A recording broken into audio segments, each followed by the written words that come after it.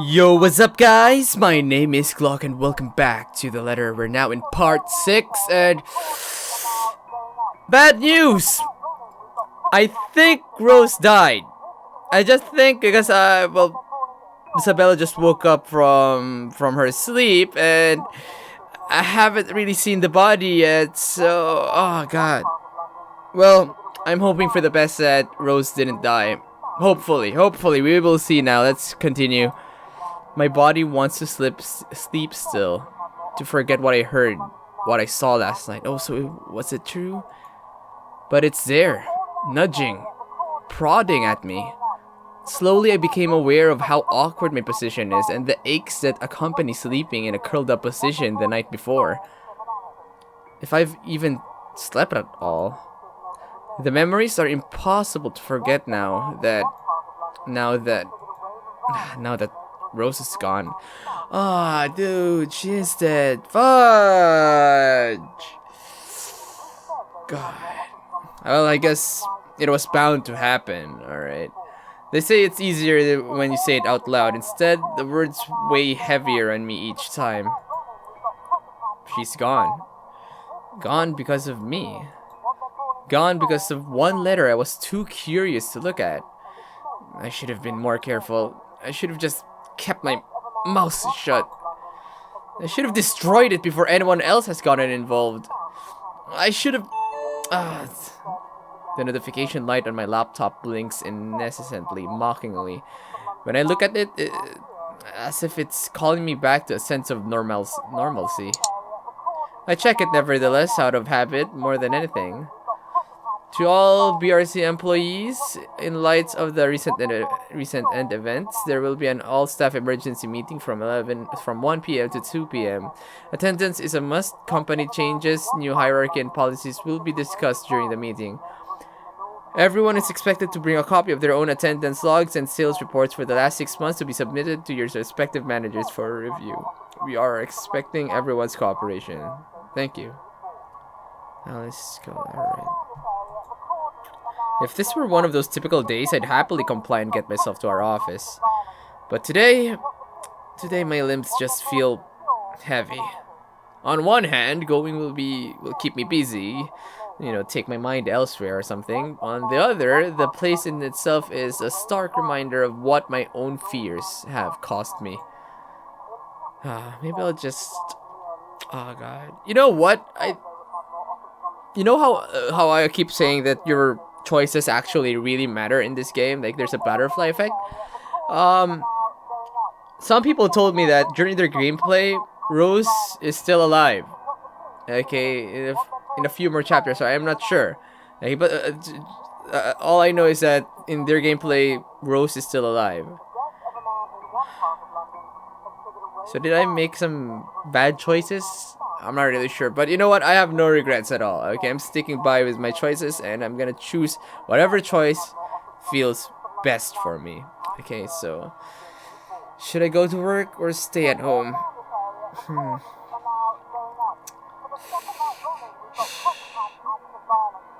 What will staying at home do? What will going to work do? If I stay at home, it's just me trying to get away from, you know, the depressing thought. But going to work, it's actually the same thing. I'm still trying to escape. I'm trying to take my mind away from the things and stuff like that. But at least I'll be productive. But how can you be productive when your friend just freaking died? No, let's just go to work. Let's see. Maybe something good. Not really good, but at least something a bit better will happen. Moping won't get me anywhere.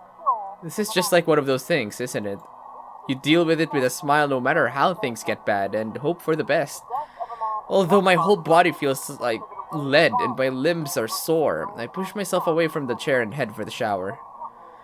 The letter I dropped on the floor last night flutters open as I pass by, unfolding for no one else but me to see.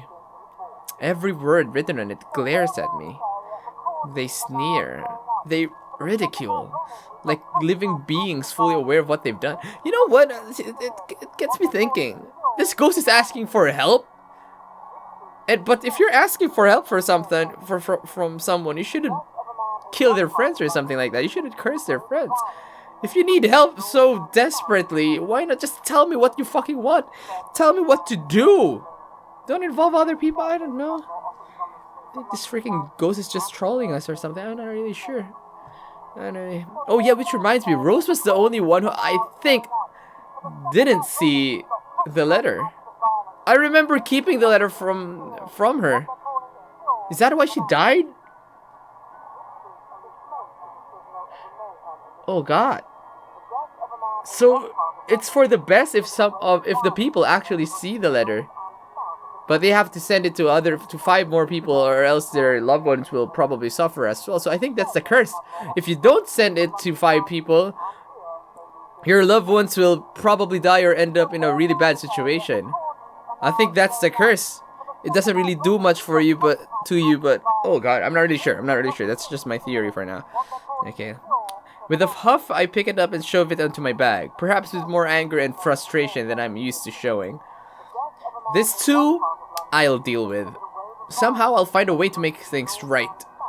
I have to, before it takes more people from me, even if I must do it on my own. Papers rustling, telephones ringing, feet shuffling. Overall, today looks like a typical working day at Briar Realty Corporation. Except it isn't. The air is thick with tension and unspoken questions. No doubt everyone present has heard about it. If they've missed night's reports, they'll likely see it in the morning news in the papers or on various news sites on the internet. Everywhere is a bitter reminder.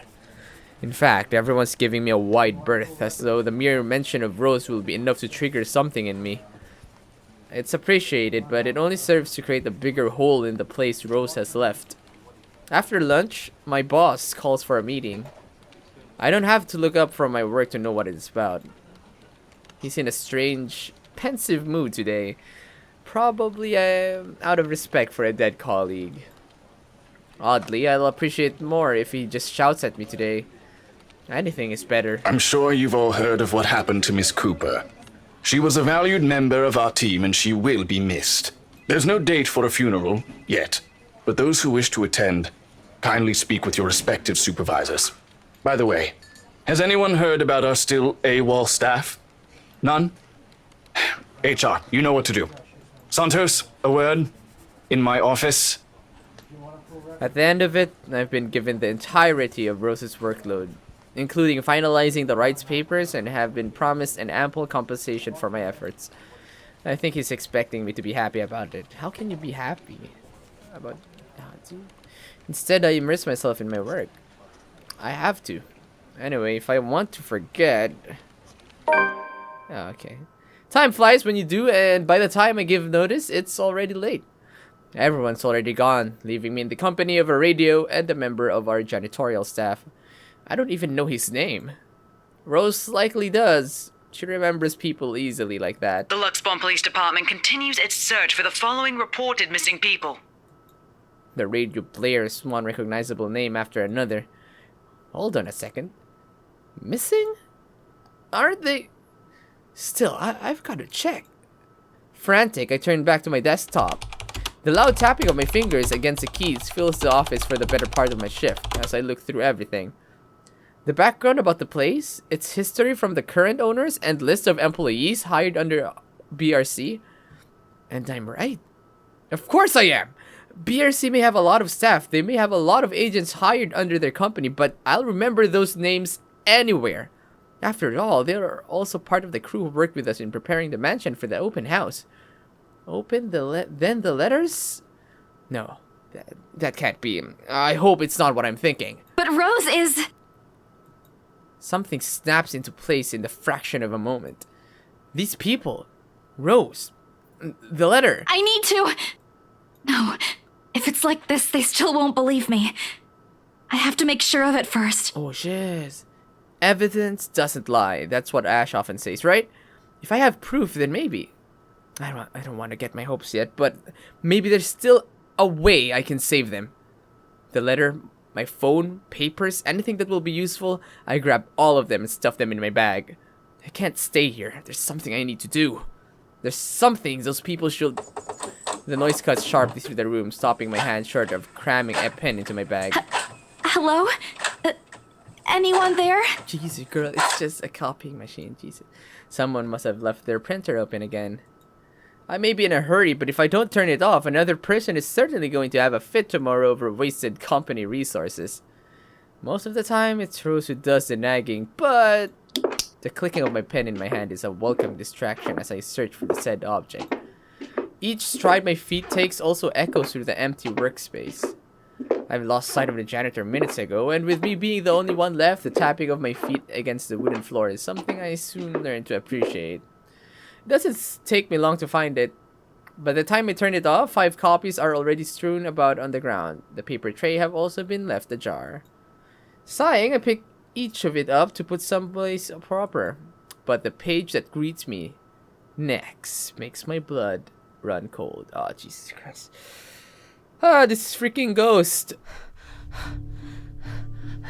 The chill that makes its way up my spine is as numbing as the day in the attic. The sheets crinkle under my tense grip. All I can hear is my breathing as it rasps through my gritted teeth. But before I can even gather myself, take the first steps out of here, total darkness suddenly envelopes me. Oh shit. Oh, come on, not here. Jesus Christ, you freaking grudge bitch. And as if hearing every horrid thought running inside my head right now, something snaps. A soft creak grating through the thin veil of stillness that has descended in the room. Every muscle, every bone in my body goes rigid at the sound. Familiar. So familiar now. Yet my own traitorous curiosity still presses me to take a careful peek over the cubicle's wall. Oh god, why do people always do that? You know there's something there, but you still want to know what's over there. Jesus Christ! Oh, hello. It's her. God, that is so fucking creepy. Jesus Christ. Standing in the only exit of the office, albeit facing away from me. She doesn't even need to turn around for me to know it's the same misshapen face, tattered clothes, and unsightly gait. The same person in the attic. I take a step back and the pen I'm holding slips from the hand. Her entire head turns. You are one creepy son of a bitch. A scream almost escapes my mouth and I duck under my table as quickly as I can. My heart is pounding hard against my chest. I can hear the bone-chilling sounds of her walk and the weird clicking that follows her, and the telltale squelch of something wet as she walks towards me. Nearer and nearer. The sounds are slowly getting louder, and the only thing keeping the whimper from escaping me is my hand as it covers my mouth. Someone, please save me. Anyone! I close my eyes, muttering a continuous stream of prayers, all while attempting to steady my own breathing. Please, please don't let her hear me. Oh god, use the spacebar to point another. Okay, fuck yes. What am I supposed to do? Oh my god. Oh no, no, no, no, no, no, no, no, no, no. Oh my god, no, no, no, some Undertale shit. Oh my god, no way. Did I dead? Fuck me, I died. Our Father, who art in heaven, hallowed be thy name. Thy kingdom come, thy will be done, on earth as it is in heaven. Give us this day our daily bread, and forgive us our trespasses, as we forgive those who trespass against us. And lead us not into temptation, but deliver us from evil. Amen. When the last lines of my prayer has left me, all that remains is a hush. None of her footsteps, nor those chilling sounds she makes. Only silence. Is it safe? Another second passes and then nothing comes.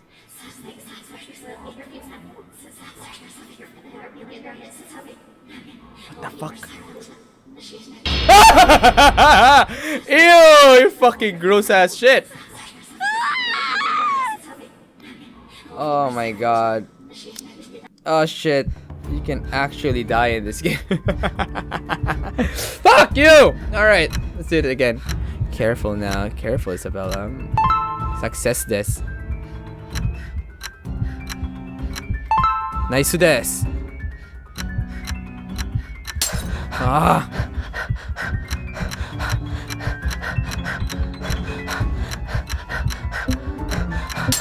Oh, that's so close. Fuck me! Oh, come Our on. Father, give us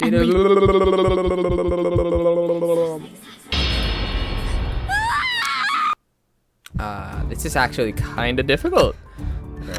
Careful. There you go. One. Nice. Nice. Oh, fudge, yes. The seconds, minutes stretch out before me agonizingly. Is she gone? Slowly, I open my eyes to take a peek. Oh, fuck. Ew, that is so fucking gross. I don't dare move or make a noise. Oh, don't stop here. Jesus fucking Christ. In the face of such terror, I can only beg. Let out silent pleas to whoever is out there. You know what? As a ghost following me around, I don't think hiding anywhere is a good idea. Like, I am pretty sure she knows we're here. I'm pretty sure. Jesus. Please. Please don't let her notice. I want to live. Oh god. Is that my heart or is it Isabella's heart? Oh god. Hannah. Ooh. Oh, so it stops there for Isabella. Oh.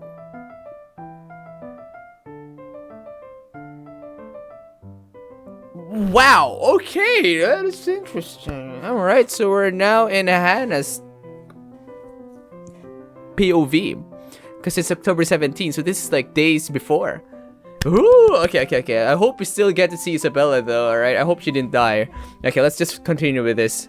So, it is far too easy to get them to pay attention, enraptured. They hang on to my every word and follow my every move. All of it would have been stifling had I not grown used to such stares. Most are respectful, some are hostile, if we are honest. And a few are downright inappropriate. After all, I'm... Alright! Alright! Alright! You look like the fucking priest, just without the glasses and stuff. What? There's a moment of agitation as a familiar but less than welcome face approaches me with a suggestive smirk on his face. And of course, I have to keep a benevolent smile and greet him as I greet any old good friend.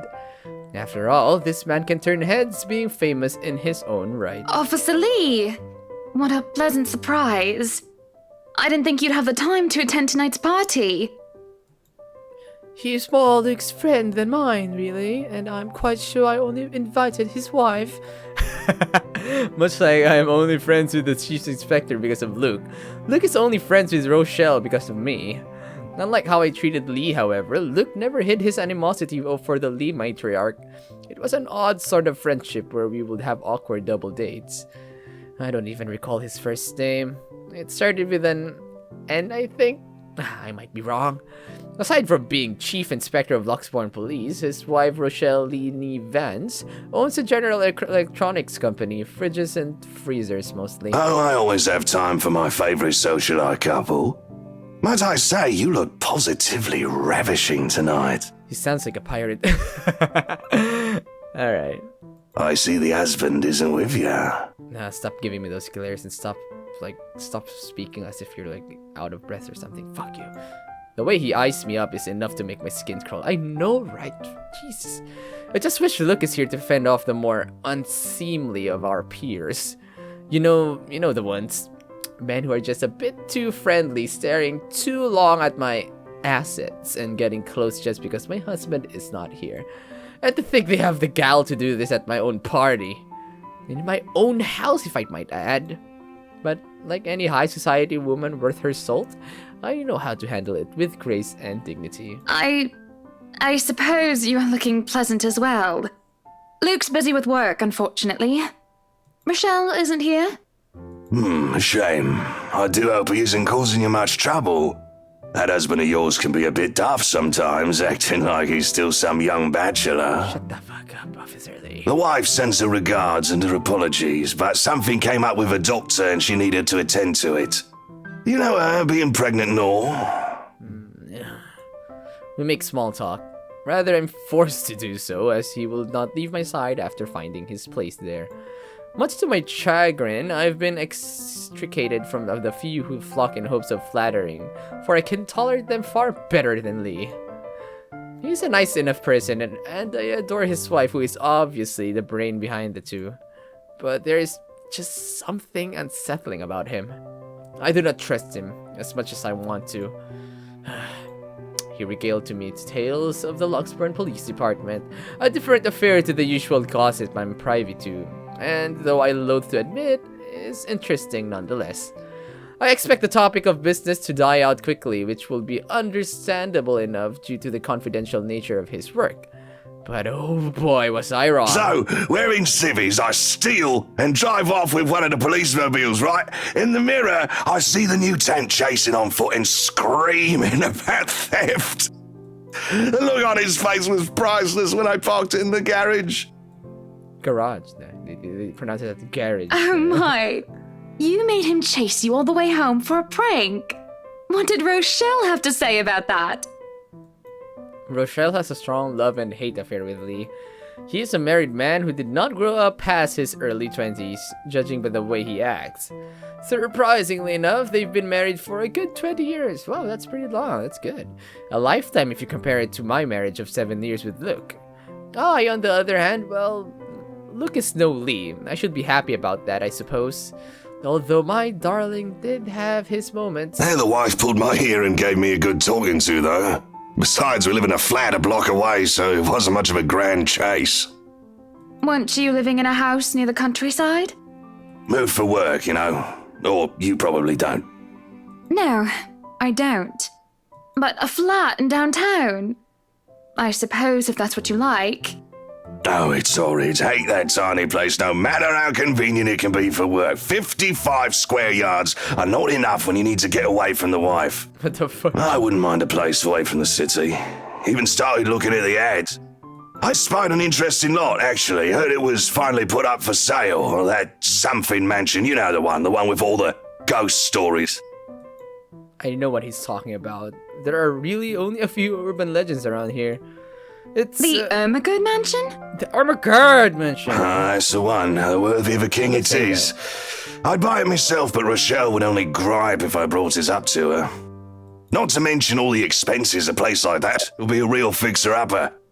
You also have to find someone willing to work there with how superstitious people can be. If it becomes a problem, just hire someone to do an exorcism. Well, we did that and nothing happened. Actually, I do know of someone who could be up to the task. You remember the Ludgates party at their Christchurch summer residence? Of course. It was an excellent soiree. Everything was so classy, too. Such good taste. Oh, that place was a pigsty until they hired out this interior designer and they turned it into a bloody palace. She worked for the Exodus for their apartment in Soho too, and they recommended her when we were looking up pieces for our beach house in Porto Colom. It's probably Marianne McCulloch. I think I have a business card No, I must have left it in my other jacket. Anyway, she's called, what's her name? Marianne, I believe, yes. Mm-hmm. But truly, if anyone were to get that place in McCullough, well, they'd be the envy and the talk of the town. Well, if you put it that way, I might just snatch it up for myself.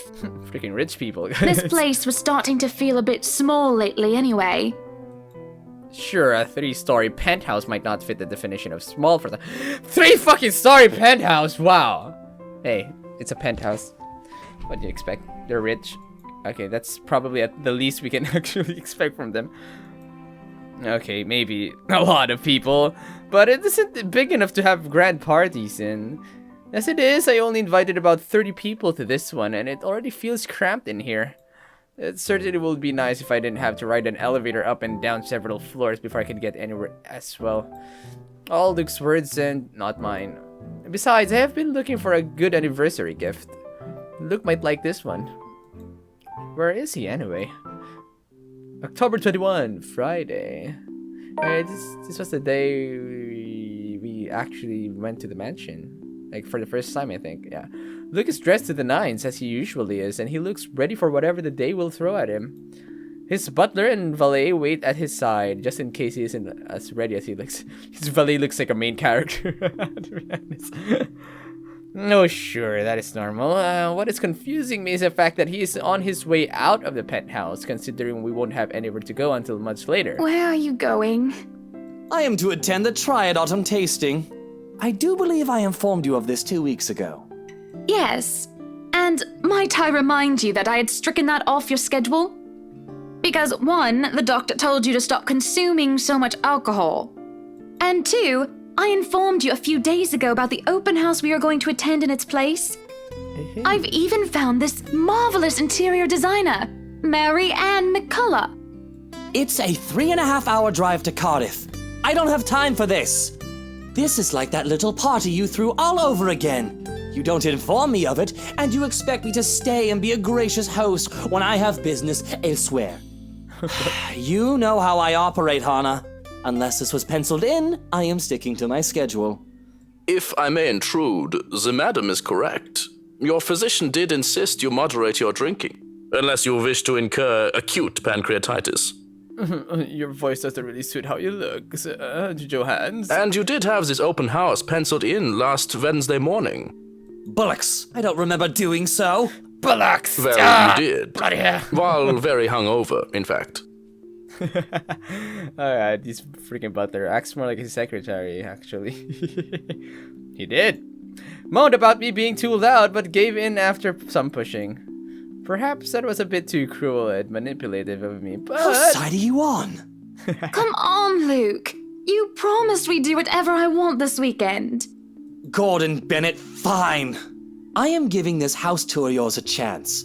But if it proves to be a waste of time, I am going to Cardiff, and you are going to take a cab home. Oh, wow, cruel. Are we clear? It's just a bit of a husband and a wife tit for tat, isn't it? All couples have their arguments. Once the honeymoon phase is over, as they seem to call it, reality sets in that you and your partner might not always see eye to eye. Hey, that's pretty true. Okay, that's why some marriages fail. You know, it's always really nice during the first... It's like dating. You date, and then probably the best times of your life, or the most romantic times for the first year or the first months. And after that, you start to, what do you call this? Know each other. You become more comfortable with each other. So those romantic moments start to not really fade away, but don't really come by too frequently anymore. Hey, just to be clear, I am in a good relationship, 4-year relationship now with my girlfriend, and we're having a lot of fun. All right. Okay, so yeah. Do you guys get what I mean? Anyway, perhaps it has been the years. 7 of them is nothing to scoff at. I just cannot bloody believe I agreed to this. I was really looking forward to the Triad tasting. Why not just buy your freaking own alcohol and taste it there in your house? Though sometimes I think it's something a bit more than just simple disagreements, and I have to stop myself from wondering where we went wrong. There's always the Triad Christmas tasting in Manchester next month, and that'll only be an 1.5-hour drive. Have I been neglectful? Have I offended? Have I acted shamefully? Yes, but Cardiff. Certainly. Any problem can be discussed? As long as he doesn't turn me away. Well, there goes my good mood. Are you happy now, Hana? Shut the fuck up. Why must he treat me this way? Fuck you! I'm gonna defend myself. I am very happy, Luke. Because for once in a very long time, we are doing what I want. Yes. I'm ecstatic. Understood? And this would be perfect if you stop acting like a child who needs their nappy changed. We will be leaving after lunch for the Ermengarde mansion. You are going to park your rear in the car and keep mum. And you are going to behave during the tour. Needless to say, Luke's look a bit shocked at my little outburst. He opened and closed his mouth a few times, struggling to reply before he crosses his arms to look like, well, a moping child. Hey, if I was a girl, I will do the same. I will defend myself. I won't take shit from anyone, even if you're my husband. All right. Any more rules for this little excursion of yours, Your Highness? It's the best comeback you can come up with, huh, Luke? No wine. No wine. Oh, no. No wine! No way! Fuck! Ha! What now, Luke? Unacceptable! I am already not allowed to the tasting, and you would deprive me of that simple pleasure? He's really acting like a child now, and Hannah is actually treating him like one. What the fuck? Alright. If I see you take one sip today, I will put the stocks under lock and key. Do you understand me? Wow, look, he's all high and mighty now. Don't forget the bottles he keeps in his dresser. Whose side are you on? How many times in one day can you ask that? As many times as I need you, traitor. Alright. The ride to the mansion is quiet, with Luke having stared out the window the entire way, not paying attention to anything around him. Meanwhile, I am conflicted. I don't know if I should apologize for changing his plans like that. But by the time we arrive at the mansion and I see his eyes light up in genuine interest, apologizing is the last thing on my mind. The whole affair with the Ermengarde mansion is certainly an interesting experience. The place had been renovated and restored by the owners to what they claim to be acceptable standards. The mansion itself looks like something befitting a fairy tale or a period piece. It is tastefully decorated, and with a little bit of love and attention, I'm sure it can be a place Luke and I can call home. And the number of other prospective buyers that have come from the powerful and wealthy of Luxborn certainly did not disappoint, making this estate as prime property. The Lees are amongst the groups who went with the Rose woman, and I saw a few other notable faces, though I did not really I didn't really feel like mingling. Unfortunately, for every one of them, the Wrights are interested in buying. What's been bugging my mind, however, is that Isabella... Oh, look at that! We can finally see the avatar of Isabella! What is her problem? I still don't quite understand what is happening. One moment she is scrambling to give us the paperwork to finalize the sale. Then she's panicking over some sort of prank letter or another. Dear me, is Isabella alright? Is it apparent with the way she shakes and by the pallor of her skin? Something has really shaken her up. Isabella, do you need me to call that ambulance? I am worried, but it will be best if she is attended to by someone more familiar to her, like her partner. But even then, the girl refuses Rose's offered drink and looks just about ready to make a run for it. No, I'm just feeling a bit out of it. Excuse me. I'll be back. I just need to catch my breath. Oh, poor Isabella. And she does so, just as I predicted, and her partner follows like a concerned mother. There's an awkward air among us, and we are left in the wake of whatever that was. The others murmur and gossip with each other, speaking of the poor, daft girl and telling the tale to whoever was not audience to the act in the first place. It doesn't take too long for the woman Rose to return and pull us aside into the study for what I rightfully assume is damage control. Rose invites Marianne in too, hoping to apologize to her as well. But the woman refuses, saying she is not one of her clients anyway. That leaves myself, Rose, and Luke, the last all too eager to make himself comfortable in a study he's no doubt already claimed as his own. I can't apologize enough about what just happened. Please forgive Isabella. She's been under a lot of pressure lately. She's young, and all those rumors about this being haunted just got to her head. And it must be this terrible heat, too. Not a drop of rain for days now. Are you sure it is wise to just let her go like that? Where is the poor dear? She might get hurt. She's more likely to hurt somebody else, given what just happened. I told her to sit down and take a break. Already rang someone to pick her up, too. That might be for the best, dear. But please, we're here to talk about the mansion, yes? Why, I absolutely adore it. Don't you, Luke? Some of the rooms will certainly have to be repurposed. We want to change the appliances and have Marianne lead on the decor, but the whole thing is just lovely. I guess. It's certainly a lot roomier than our penthouse. Exactly. Lots of space for guests, parties, a lot of room for little ones to run around too. Let's not discuss that right now, Buttercup. You don't want kids, huh? Anyway, I do think it would be a shame to let this mansion slip past us. But you haven't even finished touring the house. Well, we like what we've seen. I'm making her job easier for her, am I not? No need for loans or long price negotiations. We can just sign a contract and close the deal. Really, you'd think the woman will be more happy about an easy sale. Yeah, I know, right?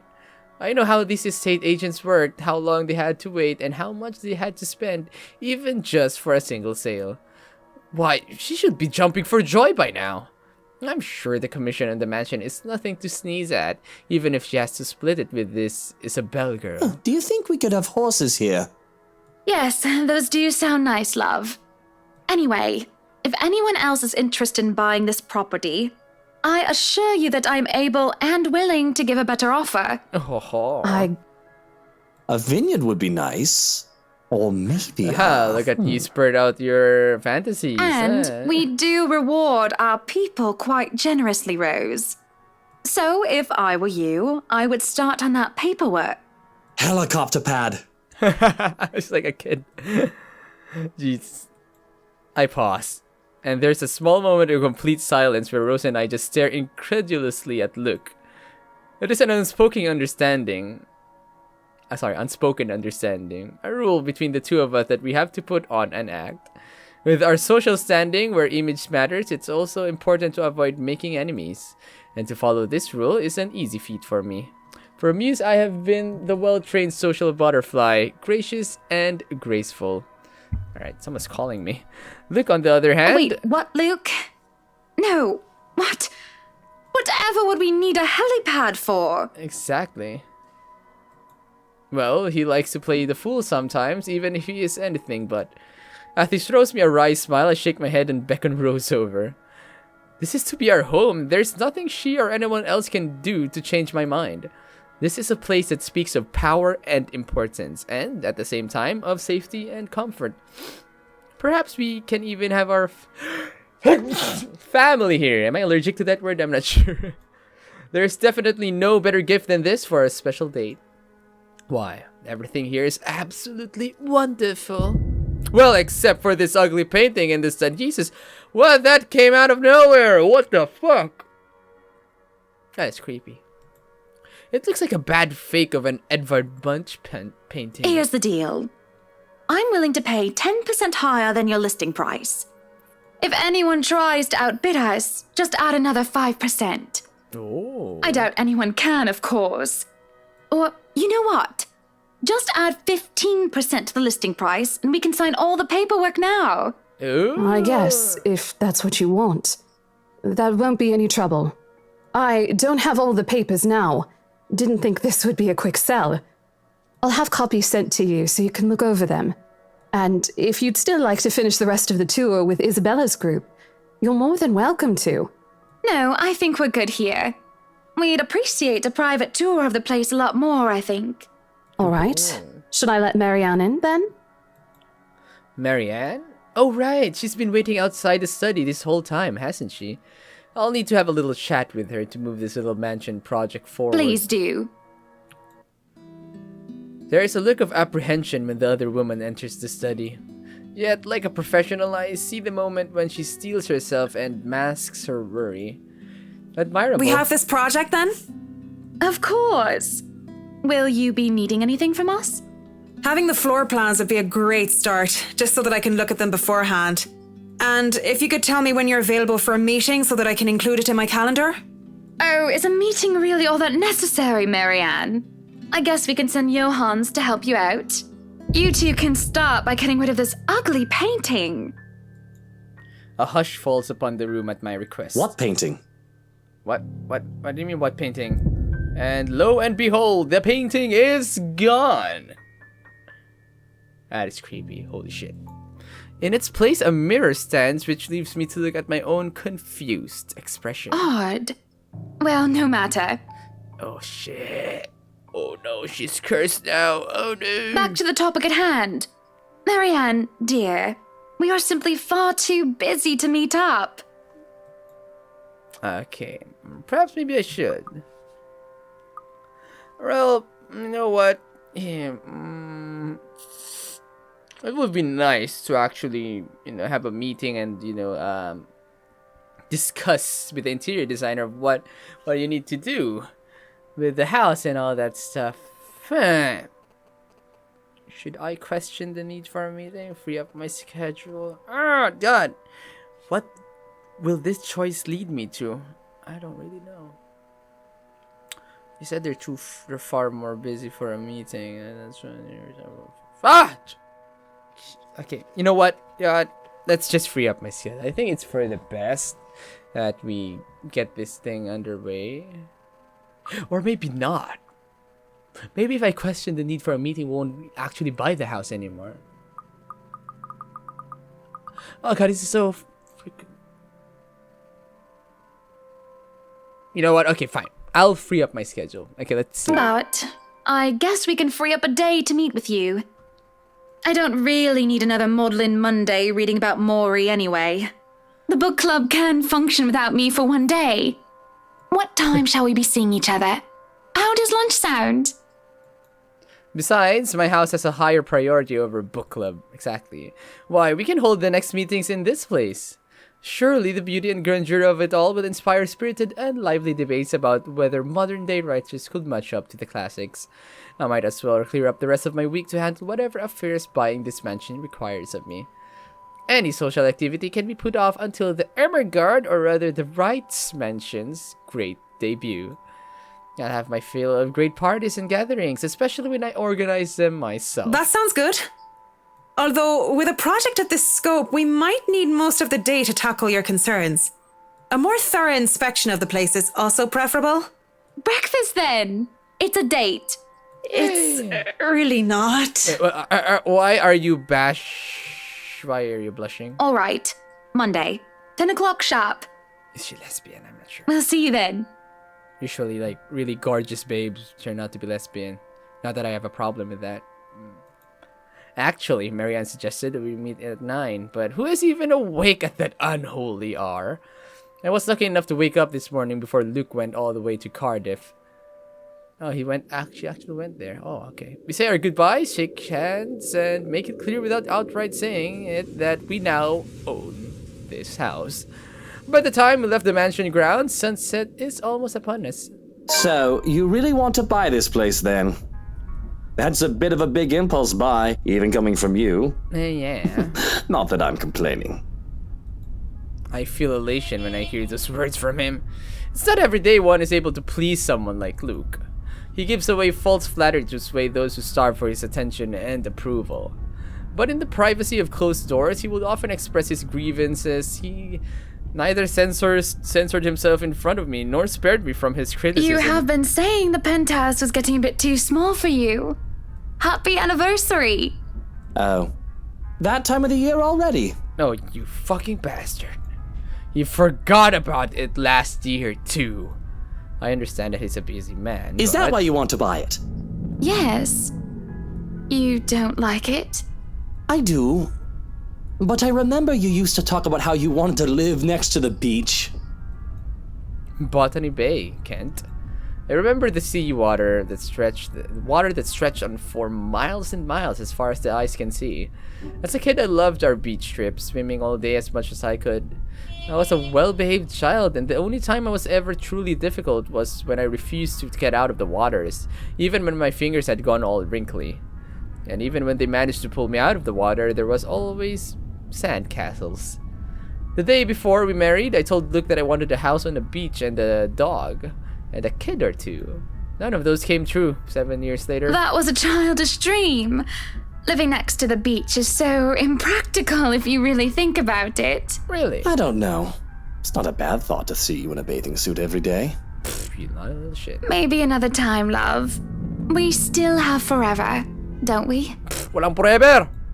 He says nothing, only grabbing my hand and holding it tight as we spend the rest of the ride home in silence. What is your problem, Luke? Trust issues? Oh, I miss the sea. Alright, there you go. It's nighttime. You know what? I'm gonna end this episode right here. Hey! Yay! Yay! Yay! Yay! Yay! Yay! This is cool. This is cool. We get to see Hannah's perspective. I wonder why we switched to Hannah right away, instead of like maybe Becca or Ash or that. But hey, it's still cool. And actually, Hannah seems kind of cute. I like her personality now. And she's rich, but she's not like that really stuck up kind of rich person like Luke. Like, she actually kind of cares. She has a sweet vibe and a cute personality. I like her. I actually like Hannah. Alright. So far, so good with Hannah. Wonder what happened to Isabella, though. Oh, God. Hope she's okay. Hopefully. Alright, so this is the night before the 22nd. I mean, in this scene, so we're catching up to Isabella now, so it should be cool. Oh, God. So, wait, one more thing. Hannah, right, is cursed now because she saw the mirror with the ghost girl. So what's gonna happen to her now? We will see. We will see in the next episode. Bye. I mean, guys. I interchange guys and buys. What am I saying? Goodbye, guys. I'll see you next time. Yeah.